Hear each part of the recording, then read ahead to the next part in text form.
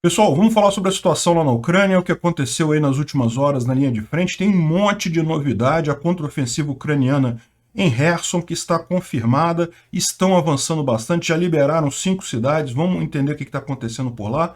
Vamos falar também de Belgorod, os russos estão fugindo de Belgorod. Por que eles estão fugindo de Belgorod?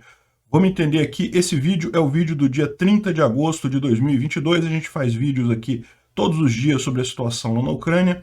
Essas notícias foram sugeridas por Ropiano, Gosto de Ti e várias outras pessoas. Obrigado aí ao pessoal que sugeriu as notícias. Obrigado a você que está assistindo o nosso vídeo. Se você gosta do nosso conteúdo, por favor, deixe o seu like, se inscreva aqui no canal, né? Pois bem, então vamos dar uma olhada rápida no resto da linha de frente, antes de falar aqui sobre o Sul, porque é onde está a maior parte da ação, né?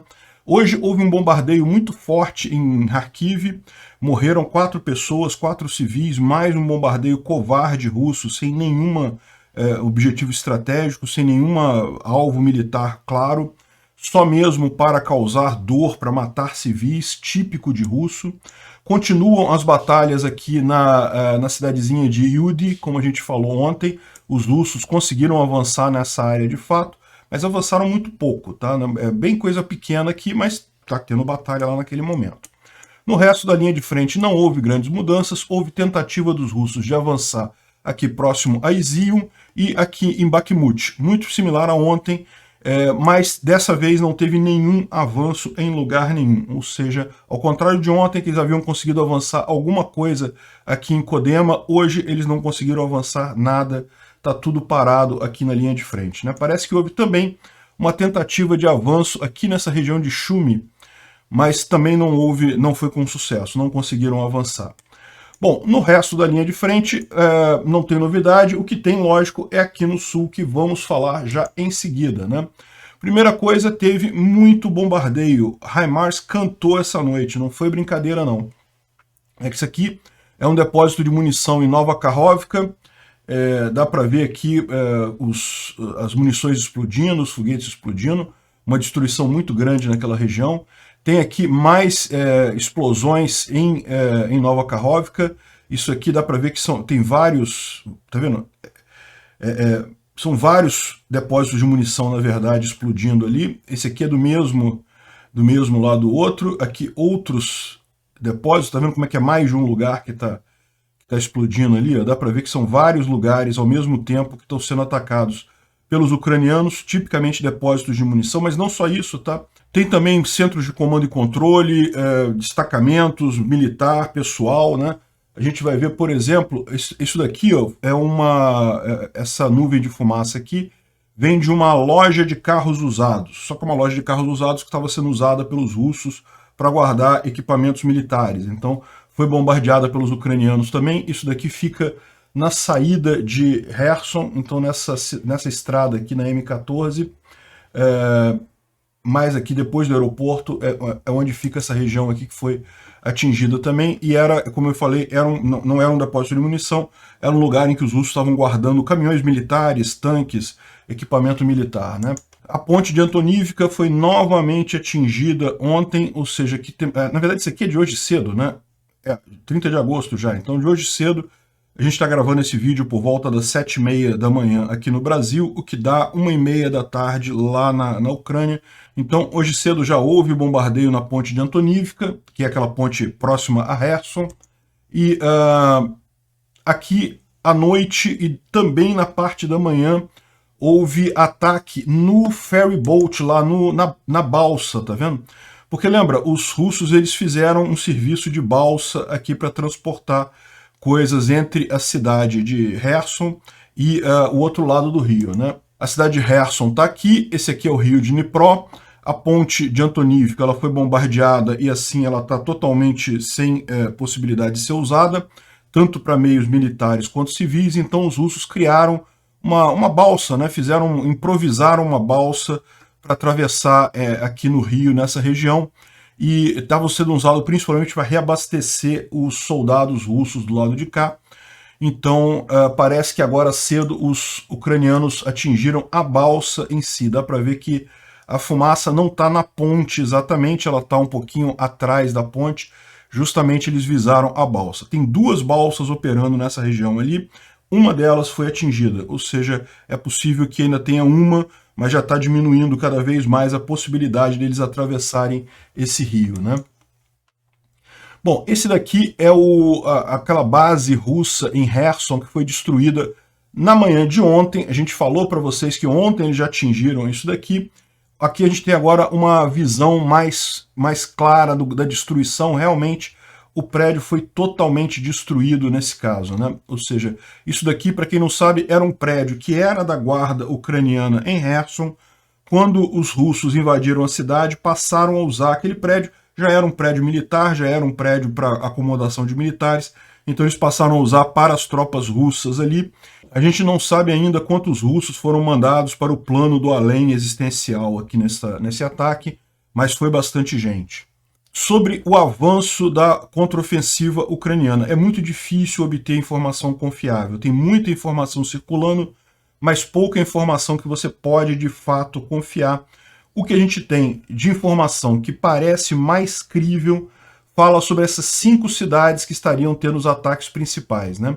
E dá para ver que uma delas aqui, pelo menos, indicaria um avanço grande dos ucranianos para um dia só. É possível que aqui não esteja correto esse ponto aqui, porque ele está muito fora. Os ucranianos teriam que ter avançado muita coisa para chegar aqui, né? Mas, não sei, é o que estão dizendo.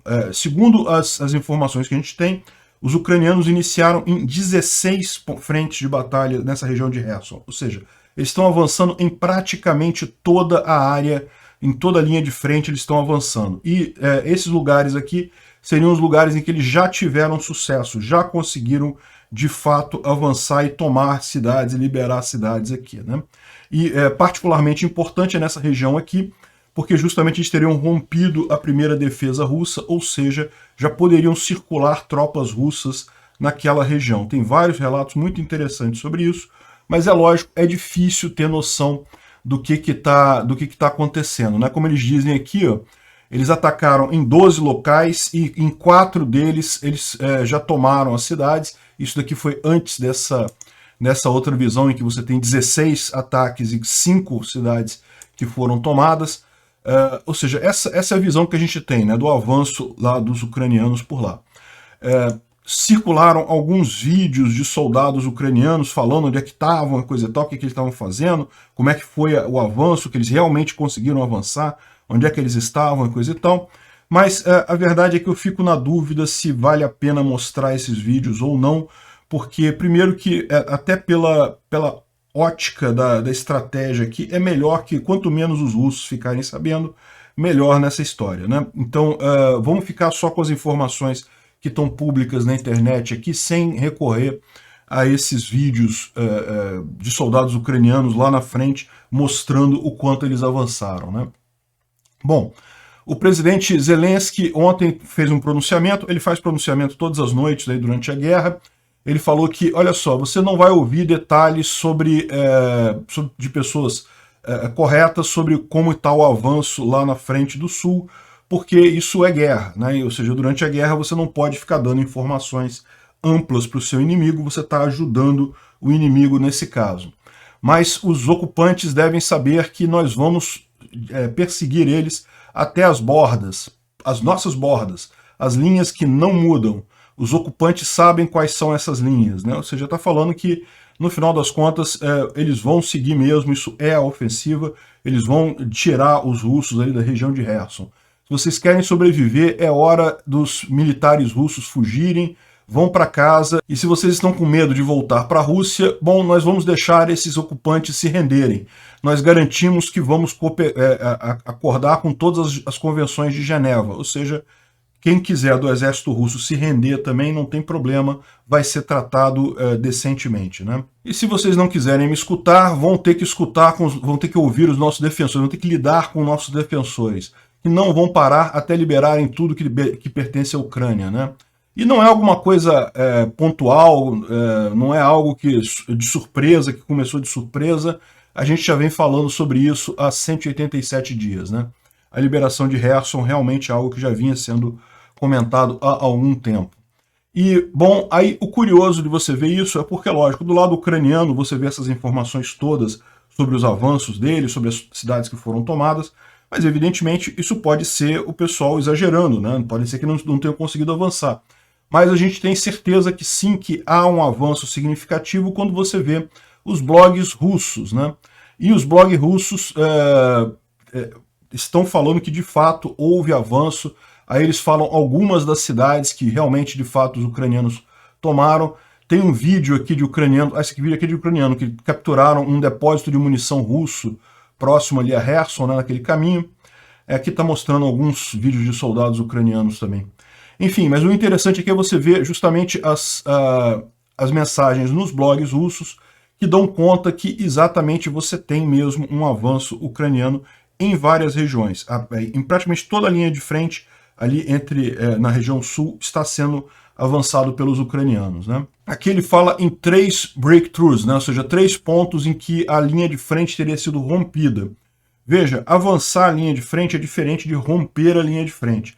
Avançar a linha de frente, os seus soldados avançam, mas os ocupantes eles atacam, eles recuam e continuam íntegros, continuam sendo atuando ali, contendo o seu avanço. Breakthrough, em tese, é quando você rompe essa linha, ou seja, você tem acesso à retaguarda dos soldados, né? Não dá para saber ainda se foi realmente esses 3 lugares. Eles estão falando que sim, que tem algumas coisas aqui, algumas indicações nos blogs russos falando sobre isso, mas só o tempo vai dizer como é que está esse avanço aí, né? Então a estratégia parece ser muito simples, os ucranianos estão usando muito HIMARS para derrubar, para destruir todos os depósitos de munição russos na margem direita do Dnipro, né? Ou seja, esse grande rio aqui, que é o Dnipro, toda essa área aqui parece ser o objetivo dos ucranianos. Então eles destruíram as pontes para dificultar o abastecimento de munição nessa área, estão destruindo todos os depósitos de munição, posto de comando e esse tipo de coisa, de forma que isso vai dificultar uma resistência russa nessa região, né? É lógico, os russos vão acabar resistindo, não vão entregar a coisa sem lutar, mas está cada vez mais difícil a situação para eles lá, né? Dá para ver uma visão boa aqui da frente de batalha nessa foto aqui, né? Pô, eu falei que não ia mostrar a imagem do fronte de batalha, mas acabou que nessa thread aqui dos russos tem um monte de imagem da frente de batalha também. Enfim, é complicado. Esse aqui é um jato ucraniano fazendo ataques também em Kherson. A Rússia disse que destruiu toda a frota, toda a força aérea ucraniana pela 4ª vez, mas a gente vai falar sobre isso mais adiante. Enfim, o Igor Girkin, ou Igor Strelkov, diz que agora os ucranianos estão usando HIMARS em número muito maior e visando a linha de frente, ou seja, eles não estão atacando apenas depósitos na retaguarda como vinham fazendo, estão atacando agora na linha de frente também soldados, grupamentos, e isso tem causado um dano muito grande lá nas tropas russas também. Ele está reclamando aqui desse avanço, né? Bom, a gente tem uma visão aqui do contra-ataque ucraniano, né, o dia 2 do contra-ataque ucraniano, mostrando o mapa do FIRMS, que são aqueles satélites de identificação de fogo da NASA, né? Então dá para ver que realmente a maior parte das indicações de fogo está dentro da área ocupada pelos russos aqui nessa região. Então dá para ver aqui que realmente a maior parte da ação está acontecendo por aqui, e parece nesse gráfico aqui que você tem 3 grandes frentes aqui. Uma bem aqui na parte mais ao norte dessa região, outra aqui no meio, em David Bridge, e aqui também próximo a Kherson, parece que são os lugares mais quentes aí nesse ataque, né? Bom, e um artigo que foi publicado no Político, uma análise de alguns militares americanos sobre essa contraofensiva ucraniana no sul, eles dizem que existe uma grande chance dos ucranianos retomarem essa área efetivamente, porque eles são ajudados pelo terreno, né? Como a gente falou, eles têm aqui um grande rio aqui que impede que os russos abasteçam com facilidade as tropas que estão aqui. Evidentemente que as tropas russas que estão aqui, elas têm uma quantidade de munição muito grande ainda, mas com o tempo isso vai diminuir, né? À medida que os ucranianos fazem pressão para os russos e usam também os HIMARS para limitar os depósitos de munição dos russos, isso tende a favorecer os ucranianos com o tempo, devido à dificuldade dos russos de reabastecer. Então parece que os militares americanos estão confiantes na capacidade dos ucranianos de fazerem essa ofensiva. E dado que a gente está falando de oficiais americanos aqui, é muito provável que eles tenham contato, que eles saibam muito mais sobre os planos ucranianos na região do que nós sabemos, né? E eles estão otimistas quanto a isso. Excelente notícia. Uma outra coisa que aconteceu aqui foi aparentemente um míssil atingindo Belgorod. Olha só, dá para ver ele passando aqui muito rápido aqui, ó.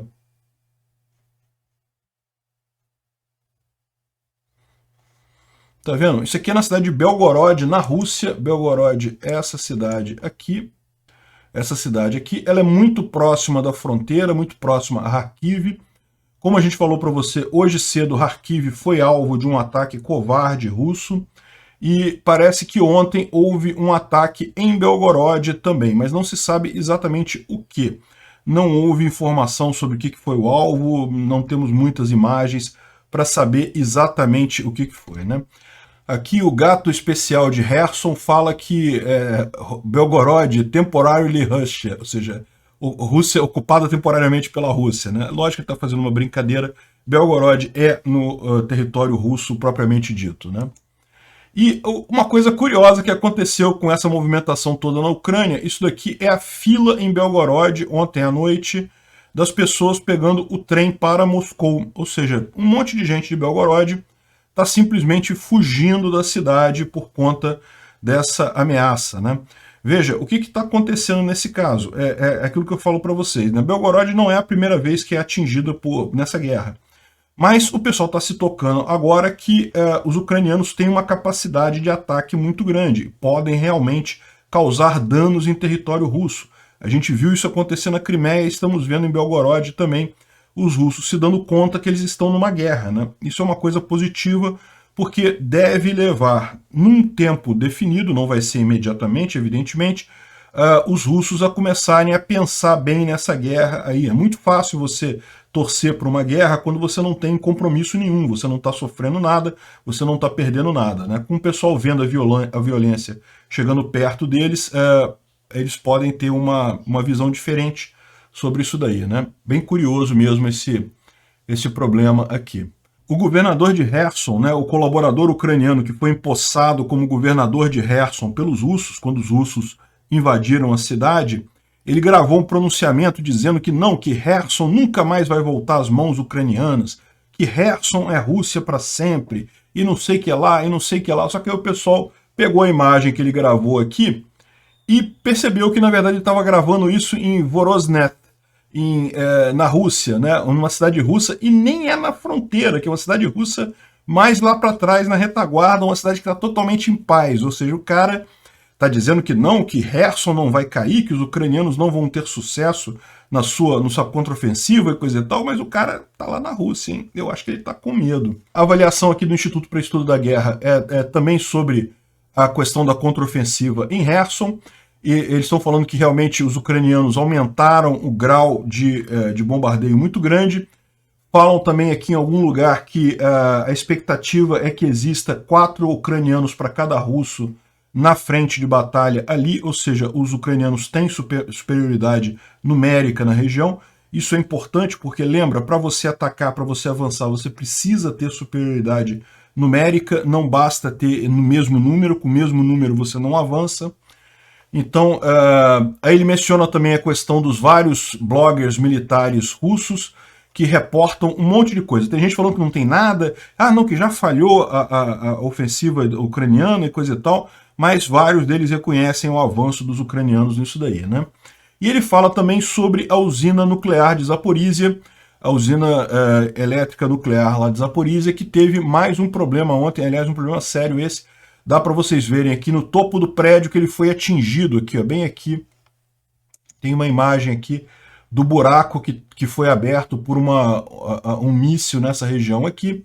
E isso daqui é uma coisa bastante sensível, porque neste prédio aqui está armazenado combustível nuclear, tá? Combustível nuclear que ainda não foi usado.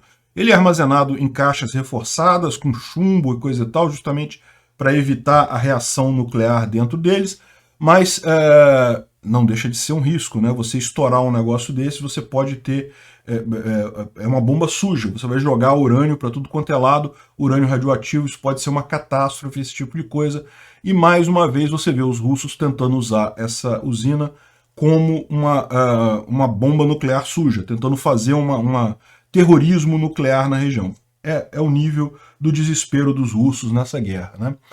Aqui a mensagem do Daily Mail também fala sobre esses buracos no topo da planta nuclear e falam também sobre que já está definido o time que vai lá da ONU, que vai inspecionar essa região aqui, já está montado e eles devem fazer isso em breve, né? Vamos esperar que com a presença das pessoas da ONU aí você tenha menos problemas desse tipo, né?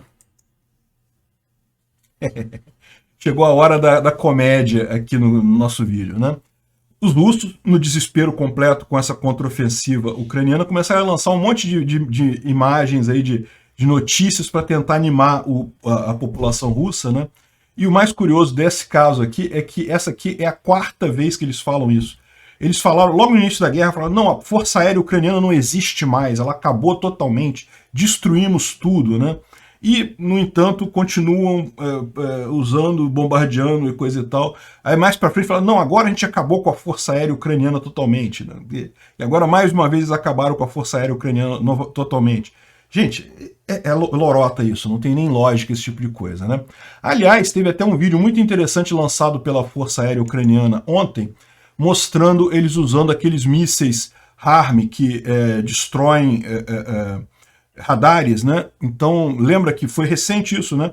Eles começaram a usar agora esses mísseis HARM, e aqui tem justamente a visão de alguns pilotos da Força Aérea Ucraniana saindo com os mísseis adaptados lá nos MiGs e fazendo, inclusive, a adaptação dos mísseis, e fazendo, inclusive, alguns tiros com esses mísseis contra alvos russos aí no chão, né? Essa é a Força Aérea que não existe mais, tá? Piada desse pessoal, né? E circulou ontem uma notícia de supostos voluntários que denunciaram supostas irregularidades na legião estrangeira da Ucrânia. Se você olhar ali um monte de nada, o cara, não, que eles mandaram a gente uma missão suicida e não sei o que lá, aí o armamento não dá, e a língua é difícil de comunicar. Ucraniano é uma língua difícil de comunicar mesmo, né? E agora, essas outras coisas todas de mandar a gente pra morte, não sei o que lá, pô, pera com isso, né? Isso é uma guerra, né? Realmente tem situações em que a pessoa acaba se morrendo, não tem jeito. Enfim, me pareceu propaganda russa clara isso aqui, não tem nada de realmente substancial nisso daí. Me parece muito mais provável russos infiltrados na legião estrangeira, é uma possibilidade, porque, né, legião estrangeira, por definição, trai gente de fora. Não é difícil imaginar um russo, ou até um brasileiro infiltrado pela Rússia, né, tá cheio de brasileiro russete por aí, entrando na legião para depois reclamar, dizer que, não, nossa, me mandaram para guerra. Meu filho, é uma guerra mesmo, se não quer, não vai, né? Enfim, a legião estrangeira ela foi já mais importante para a Ucrânia no início da guerra, antes dela conseguir treinar os recrutas dela de forma suficiente, né? Hoje em dia, como a Ucrânia já tem até um excesso de soldados, existe uma fila de gente querendo entrar para o exército ucraniano na própria Ucrânia, né?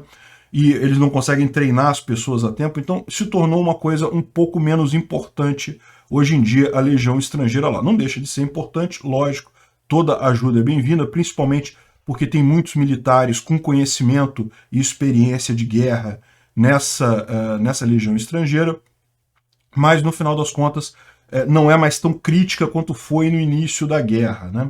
Enfim, me parece isso daqui apenas propaganda russa para tentar atingir a Ucrânia, não me parece ter nenhum fundamento nessas reclamações do pessoal. Outra notícia muito engraçada aqui, isso aqui na RIA Novosti, né? Falando que não, que a contraofensiva ucraniana já falhou. Já falhou, já acabou, os russos já seguraram todo mundo, já deu errado e não sei o que lá e acabou. Calma, meu amigo. É segundo dia da guerra. Sim, os ucranianos avançaram pra caramba e vão avançar muito mais. Fica tranquilo. Vai preparando aí a reportagem sobre o gesto de boa vontade da Rússia, que vai sair de Kherson, num gesto de boa vontade. Vai preparando a matéria aí, porque é isso que vocês vão ter que anunciar daqui a pouco, tá? Por hora, o pessoal lá na Rússia está sendo informado que já falhou, já acabou, não tem mais nada, já falhou e coisa e tal. Vai nessa. Obrigado por assistir o vídeo até o final. Além de curtir, compartilhar e se inscrever no canal, considere se tornar patrocinador com valores a partir de R$ 1,99. Clique no botão Seja Membro abaixo para saber as condições e vantagens de patrocinar o canal. Mais informações sobre o nosso projeto, visite nossos sites indicados na tela.